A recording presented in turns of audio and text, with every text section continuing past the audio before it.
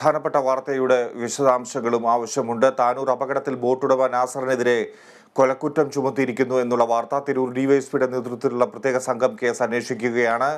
എന്തൊക്കെയാണ് ഇപ്പോൾ പോലീസ് നടത്തുന്ന നീക്കങ്ങൾ? ഇപ്പോൾ നാസറിനെതിരെ കൊലക്കുറ്റം ചുമത്തി തുടർന്നുള്ള അന്വേഷണവും മറ്റും എങ്ങനെയാകും?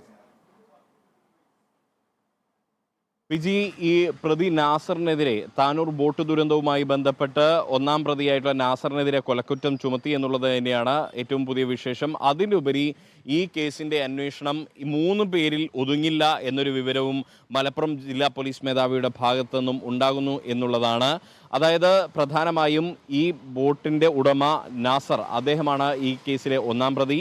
ഒപ്പം തന്നെ ബോട്ട് ഓടുന്ന ശ്രാങ്ക് ദിനേശൻ, അയാളുടെ സഹായി രാജൻ തുടങ്ങിയവരാണ് പ്രധാനമായും 3 പ്രതികളായിരുന്നു ഈ കേസിലുണ്ടായിരുന്നത്. ഇതുകൂടാതെ പോർട്ട് ഓഫീസർ അടക്കമുള്ളവരുടെ മൊഴിയെടുക്കുമെന്ന് അറിയുന്നു. കൂടാതെ മറ്റു ഉദ്യോഗസ്ഥരിലേക്കും കൂടുതൽ ആളുകളിലേക്കും ഇതിൻ്റെ അന്വേഷണം പോകും.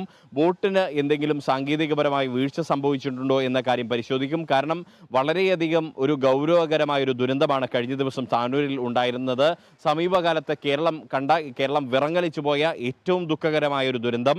അതുകൊണ്ട് തന്നെ ഇതിൻ്റെ സകല മേഖലകളും അന്വേഷിക്കും എന്നുള്ളത് സർക്കാർ തന്നെ വ്യക്തമാക്കിയിട്ടുണ്ട്. സർക്കാരിനെ സംബന്ധിച്ച്, പോലീസിനെ സംബന്ധിച്ച് ഇതൊരു വലിയ അഭിമാന പ്രശ്നം കൂടിയാണ്. ഇത് ഒരു പഴുതടച്ചുള്ള ഒരു അന്വേഷണമാണ് സർക്കാർ ലക്ഷ്യമിടുന്നത്.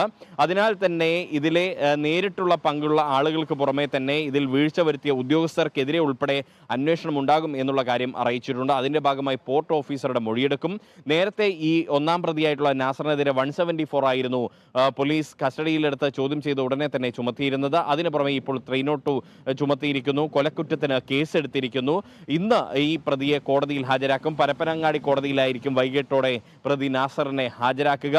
അതിനുശേഷം ഈ പ്രതിക്കായി പോലീസ് കസ്റ്റഡി അപേക്ഷ നൽകും. കസ്റ്റഡിയിൽ വാങ്ങിയ ശേഷം ഇയാളുമായി വിശദമായ തെളിവെടുപ്പ് നടത്തും. ഒപ്പം തന്നെ മറ്റ് വിശദാംശങ്ങളെല്ലാം തന്നെ വിശദമായി ചോദ്യം ചെയ്യും. ഇപ്പോഴും മലപ്പുറം പോലീസിന്റെ ക്യാമ്പ് ഓഫീസിൽ ഈ പ്രതിയെ ചോദ്യം ചെയ്യുന്നത് തുടരുകയാണ്. ഇന്നലെ കോഴിക്കോട് നിന്നാണ് ഈ പ്രതിയെ പോലീസ് പിടികൂടിയത്. അതിനുശേഷം ഇയാളെ താനൂരിൽ എത്തിച്ച് ചോദ്യം ചെയ്യാനായിരുന്നു ആദ്യം ലക്ഷ്യമിട്ടിരുന്നത്. എന്നാൽ ഇത് ഏറെ വൈകാരികമായ ഒരു സംഭവമാണ്. അതുകൊണ്ട് തന്നെ താനൂരിലെല്ലാം തന്നെ ജനങ്ങൾ തടിച്ചുകൂടുന്ന ഒരു സാഹചര്യമുണ്ടായിരുന്നു. അത് ഏറെ വൈകാരികമായ പ്രശ്നങ്ങൾ സൃഷ്ടിക്കും, സംഘർഷം ഉണ്ടാകും എന്നൊരു സാഹചര്യം വന്നതോടുകൂടിയാണ് ഇയാളെ താനൂരിൽ എത്തിക്കാതെ മലപ്പുറത്തെ പോലീസിന്റെ ക്യാമ്പ് ഓഫീസിൽ എത്തിച്ച ചോദ്യം ചെയ്യൽ തുടരുന്നത്. രാവിലെ ഇയാളെ മലപ്പുറം താലൂക്ക് ആശുപത്രിയിൽ എത്തിച്ച വൈദ്യപരിശോധനയ്ക്ക് വിധേയമാക്കിയിരുന്നു. എന്തായാലും പഴുതടച്ച ഒരു അന്വേഷണം തന്നെയാണ് ഇക്കാര്യത്തിൽ പോലീസിന്റെ ഭാഗത്തു നിന്നും നടത്തുക എന്നൊരു വിവരമാണ് ഈ ഘട്ടത്തിൽ നമുക്ക് ലഭിക്കുന്നത്. ഫിജി, റിയാസ് KMR വിവരങ്ങൾ പങ്കുവെക്കുന്നു.